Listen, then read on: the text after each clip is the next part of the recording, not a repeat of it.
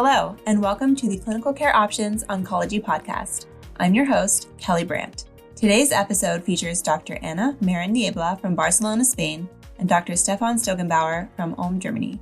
They will be discussing their choices of several notable studies throughout the past year on the use of BTK inhibitors in chronic lymphocytic leukemia and mantle cell lymphoma, and the impact on their practice, as well as data they are looking forward to in the near future.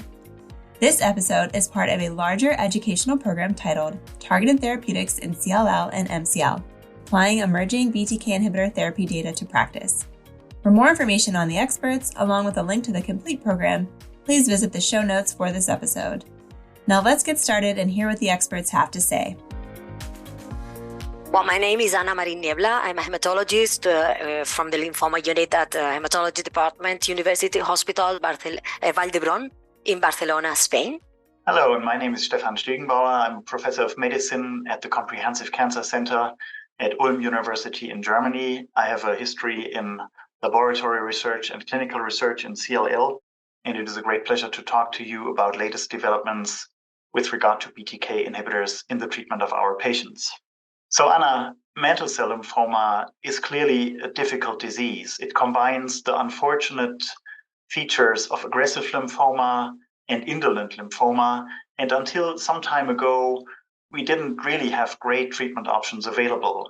However, with novel developments, in particular targeted treatments, we have seen quite remarkable progress for our patients. And I think BTK inhibitors were the first truly transformative treatment that is becoming available.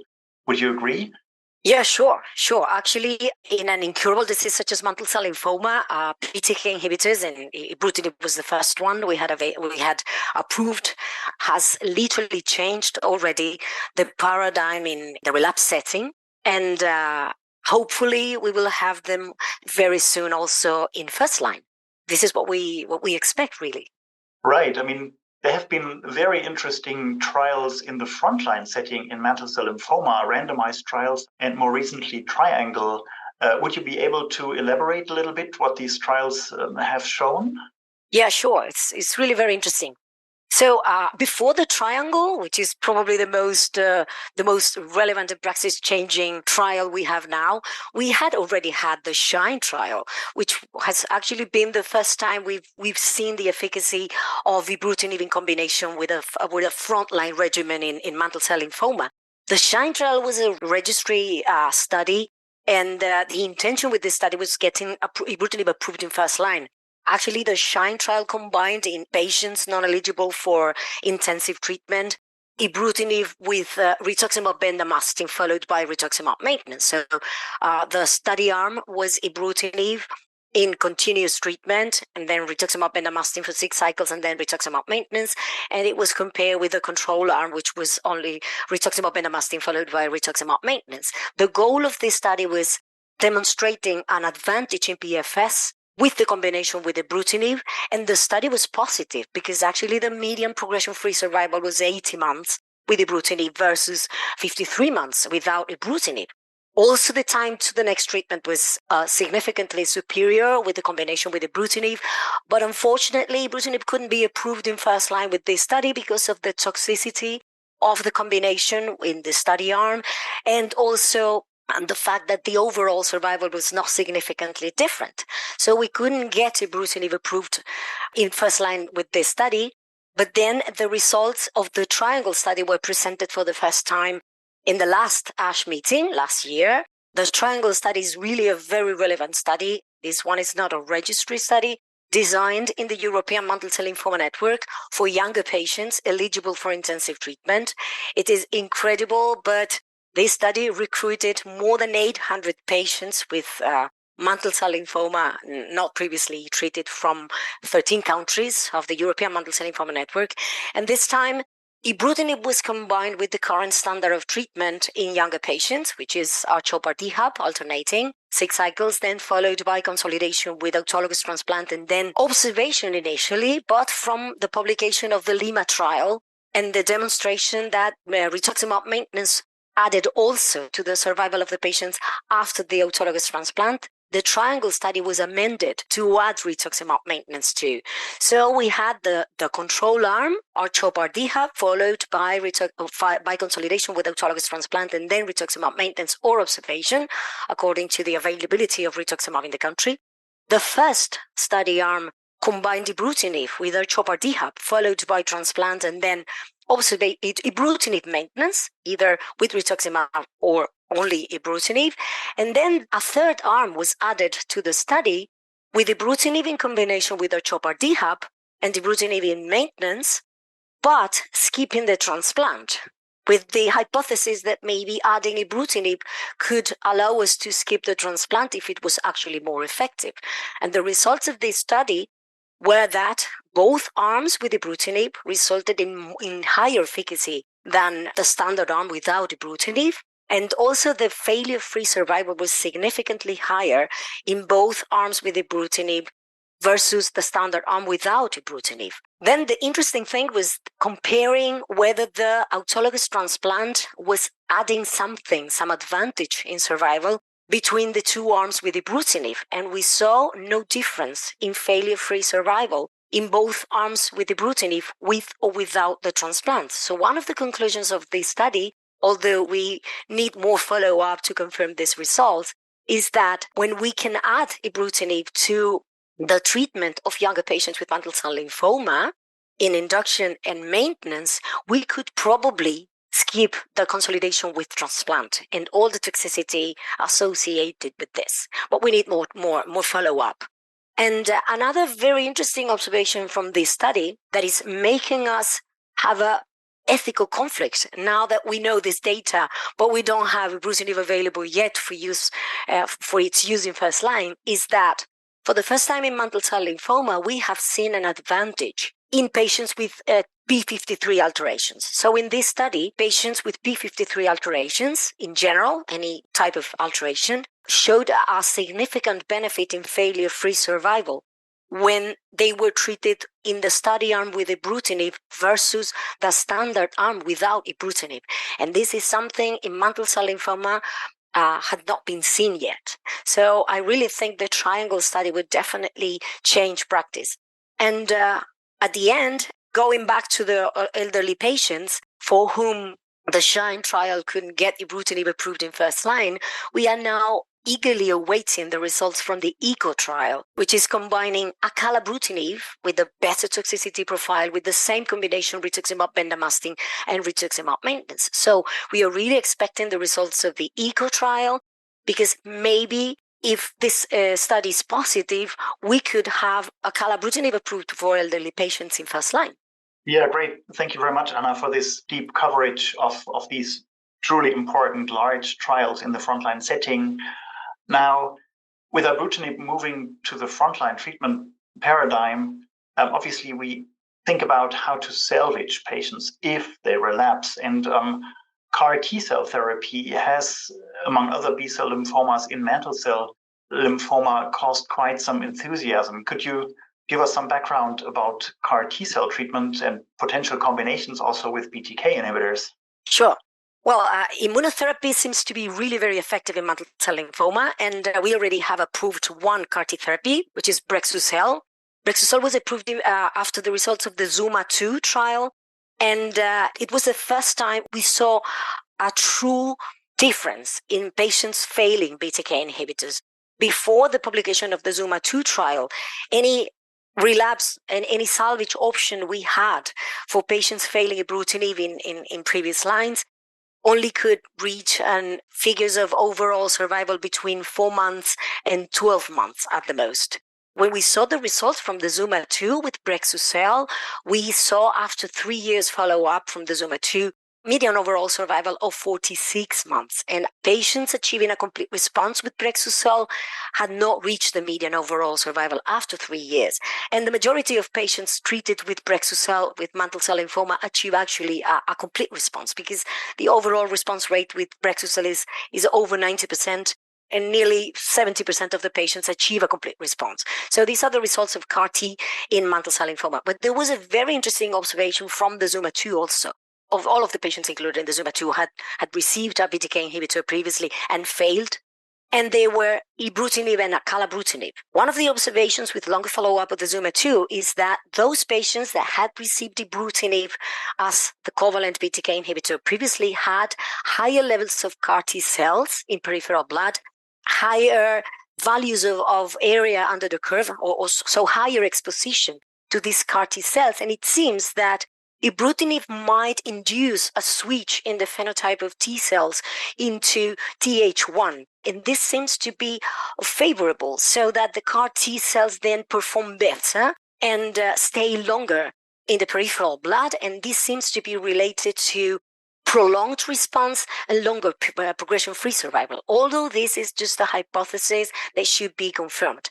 So this has led to the idea of combining Ibrutinib with CAR T products. And that's the Tarmac study, which was presented in the last ASH meeting. Is a small study, phase 2 with 20 patients combining Ibrutinib with Tisacel. And what we saw is that you can add Ibrutinib only 6 months, time-limited schedule. You can perform the lymphodepletion and then the infusion of CAR T cells during the treatment with Ibrutinib.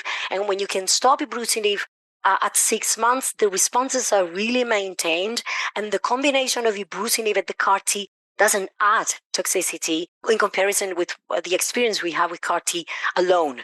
So that has led to the design of the Carmen study, in which Spain will participate. This is a study from the European Mantle Cell Lymphoma Network, and this is the combination of Ibrutinib and Brexucabtagene for high-risk patients. So patients with high-risk MIPI and mutations of TP53 will be eligible for this study, and the control arms will be for older patients, the SHINE, Ibrutinib with Bendamustine or Ibrutinib with R-CHOP, and the triangle study for the younger patients. So Ibrutinib in first line will be the comparator, because this is what we assume will be the standard treatment when Ibrutinib is approved. So the Carmen study will be also very interesting, and maybe we will have the possibility of treating high-risk patients with CAR T from the first line, which this is something we wish, really. Great. Thank you very much for elaborating deeply on this yet very innovative but also demanding treatment option. And fortunately so, we have other developments beyond that, even not only on the horizon, but already partly approved in mantle cell lymphoma, such as non-covalent BTK inhibitors like Pirtobrutinib. So Can you tell us about the difference here to the covalents and what your perception is of this treatment option? Yeah, that's really very interesting. So Pirtobrutinib has very recently been approved in Europe. The FDA had approved Pirtobrutinib in February this year for mantle cell lymphoma. And Pirtobrutinib is the first non-covalent BTK inhibitor we have data in mantle cell lymphoma from. The main difference between Pirtobrutinib and the covalent BTK inhibitors is the binding to the BTK. There is no direct interaction with the cysteine 481, unlike Ibrutinib or Acalabrutinib or any of the covalent BTK inhibitors. So therefore, Pirtobrutinib could be useful, and it is actually highly active in both unmutated and mutated cysteine 481 BTK tumors. Pirto also has a high selectivity for the BTK protein, more than 300-fold over other kinases. This is the main difference between Pirto and, for example, Ibrutinib, and this translates into a favorable toxicity profile. So this is very interesting, and the BRUIN study is a phase 1b/2 study that is including several histologies to assess the efficacy and safety of Pirtobrutinib, and we already have the results from the primary analysis in mantle cell lymphoma. So the BRUIN study has already 90 patients evaluable for efficacy and safety with the recommended dose, which is 200 milligrams daily. And already in the ASH last year and all the congresses, EHA, Lugano, and ASCO this year, the results of efficacy have been published, and it seems that it's really effective in patients that had failed previously covalent BTK inhibitors, with overall responses of 58% and complete responses of 20%, with a very favorable profile and reduced BTKi-related toxicity. So this is a new option we have in mantle cell lymphoma, and it's also very interesting because the approval of Pirtobrutinib in Europe is in patients that had previously had a covalent BTK inhibitor, but the approval in Europe doesn't mention in which line we should be using Pirtobrutinib or how many lines previously should the patient had received, unlike in the FDA. So if one day we have Ibrutinib or other covalent BTK inhibitors approved in first line, Pirtobrutinib could be used immediately after that, so not necessarily from the third line on.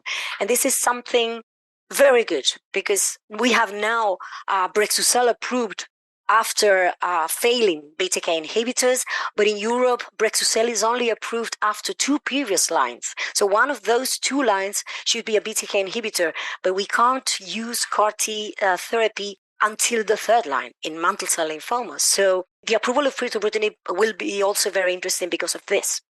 Oh, very good, very good. It's truly impressive to hear the developments in mantle cell lymphoma and maybe a brief statement. What do you expect? What is there to come? What is hot in clinical trials at the moment? Oh, well, as we said before, Ibrutinib has already changed the paradigm in relapse, and this is something for sure. This is the standard option at the present time at first relapse, but the BTKIs, Ibrutinib and the BTKIs have already arrived in first line. We will have them in combination with chemotherapy, with the triangle, or hopefully the ECO, but there are also many other combinations with Ibrutinib and other covalent BTK inhibitors ongoing from which we expect also exciting data. We already have the data about Ibrutinib and probably other BTK inhibitors as a way to enhance the activity of CAR-T therapy. Immunotherapy is already approved with the CAR-T, but we also have very exciting data with Glofitamab and other bispecifics.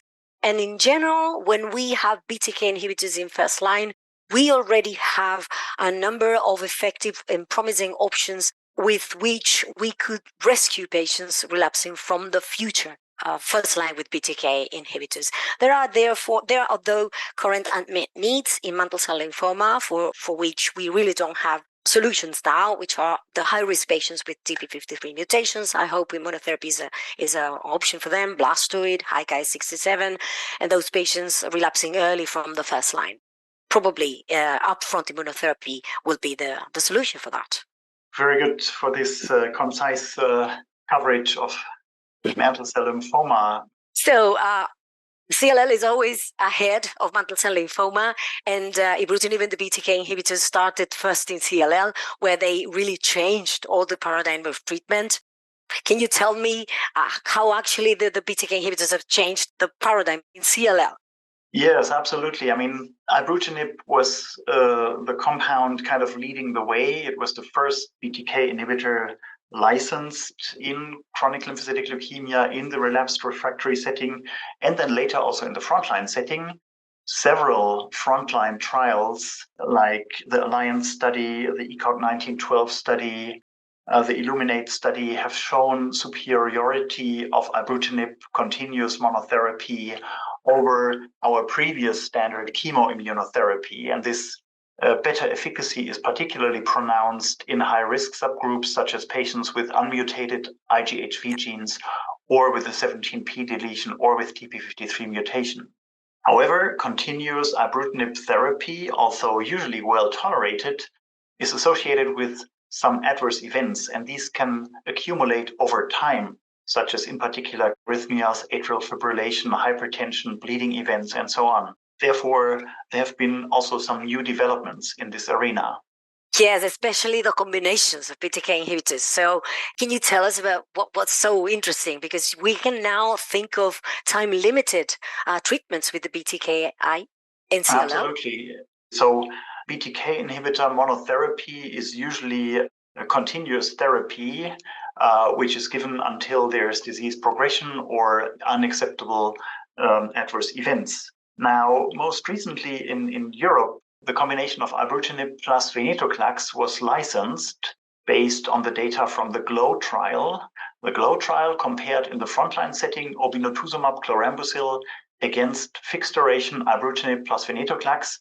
Ibrutinib given as a short lead-in, and then 12 months combined treatment Ibrutinib plus Venetoclax. And this trial in elderly unfit patients in the frontline setting has shown significantly superior progression-free survival data for ibrutinib plus venetoclax and a pretty good tolerability profile. Now, at the upcoming ASH meeting, we will see very interesting data from the British FLAIR trial. The FLAIR trial among younger and fitter patients with CLL tested ibrutinib plus venetoclax in an MRD-guided fashion, but also limited duration treatment against our former standard of fludarabine, cyclophosphamide, and rituximab, FCR. And the FLAIR trial, remarkably so, shows not only a highly significant superiority with regard to progression-free survival, but also with regard to overall survival of ibrutinib plus venetoclax against FCR. Which is really interesting because we thought the FCR could be curable in CLL, right? Absolutely. This is truly very, very interesting results, and we are looking forward very much to seeing more details at the upcoming ASH meeting. To me, ibrutinib plus venetoclax is yet another very valuable frontline treatment standard in CLL. It sounds really exciting. What about the new generation BTKis? Yeah, there are new developments. I mean, as we said, ibrutinib has been transformative in CLL. However, due to some off-target effects and also some on-target toxicity, more specific, better tolerated BTK inhibitors have been developed, such as acalabrutinib and zanubrutinib. Importantly, both have been compared in head-to-head trials in the relapsed refractory setting against ibrutinib. Acalabrutinib in the ELEVATE-RR trial showed very similar, if not identical, efficacy with regard to response, PFS, and OS, but a better tolerability profile with a reduction of virtually all class-associated adverse events, most notably cardiac events such as atrial fibrillation, but also hypertension, arthralgia, and other BTKi-related adverse events. Now, zanubrutinib in the ALPINE study has shown better progression-free survival as compared to ibrutinib, which is remarkable, and a somewhat better tolerability profile, mostly due to the reduction of cardiac toxicity such as atrial fibrillation and other cardiac events, while other class-associated adverse events were virtually unchanged. And we will see an update again from the ALPINE study also at this upcoming ASH meeting, which is obviously something we are looking forward to very much. And finally, what about Pirtobrutinib? Because the BRUIN study also included patients with CLL. Absolutely. You have mentioned already Pirtobrutinib. It is not just another BTK inhibitor. It is this totally new paradigm of non-covalent BTK inhibition.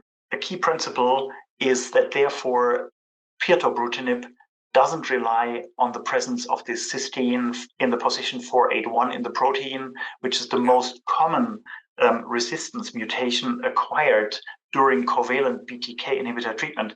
Therefore, Pirtobrutinib is being developed in the setting of patients who relapsed or became refractory or were intolerant also to prior covalent BTKi treatment. Pirtobrutinib in the BRUIN study, in the CLL segment of this study, also showed remarkable efficacy. These were patients with heavy prior therapy. The median number of prior lines were 3. Many of these patients, in addition to a covalent BTK inhibitor, also had received prior chemoimmunotherapy or prior BCL2 inhibitors, so truly a heavily pretreated patient population with very good outcome data. Progression-free survival comes to lie in median in the range of about 2 to 3 years, very good responses. And importantly so, also the tolerability profile of Pirtobrutinib looks very favorable in this study with, yes, some of the class-related adverse events such as bleeding or also some cases of atrial fibrillation, but overall, given the heavy prior therapy of the population under study, tolerability looks very good. And based on these results, Pirtobrutinib is currently in clinical development in earlier lines of treatment and also in the frontline setting. And therefore, an interesting question arises where to place Pirto in the near future in the whole treatment context of our frontline treatment options in CLL. For example, in mantle cell lymphoma, there's the BRUIN 321, which is already comparing Pirto with Ibru or Acala. Is Pirto being compared in CLL? Do you think Pirto could at any time take a place together with the rest of the covalent BTK inhibitors in CLL?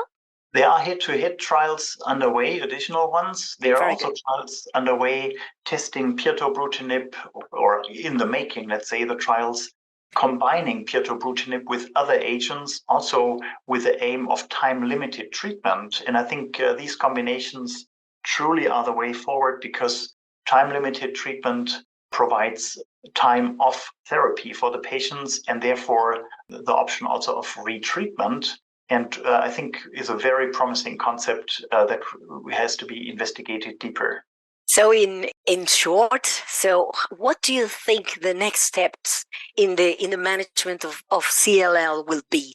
And also including other options, where do you see, for example, CAR-T, and what do you think will happen next in CLL? Because from my point of view, CLL has already reached a situation which is inviable. But what do you think will be next? I think with the frontline treatment options that we have available, which are basically Ibrutinib, Acalabrutinib, Zanubrutinib continuous therapy, or Ibrutinib plus Venetoclax fixed duration treatment, or obviously Obinutuzumab Venetoclax fixed duration treatment, we have very, very good options available already. There are perspectives for Acalabrutinib or Zanubrutinib being combined with BCL2 inhibitors, so in analogy to Ibrutinib plus Venetoclax, providing combined all-oral chemo-free treatment options in the frontline setting. Beyond that, other combinations, also including Pirtobrutinib, are in development. For the patients who still relapse after all these things, bispecific antibodies and also CAR T-cell treatment approaches are in clinical trials, but these are certainly still experimental approaches that are not available in standard practice yet. Well, thank you very much. It sounds really exciting. Great, Anna. Thank you very much for your inspiring presentations of the latest developments in mantle cell lymphoma. I think this has been truly fascinating to follow this field and also to witness the current perspectives that we're seeing, which will further improve management and outcome of our patients, which is the ultimate goal, isn't it?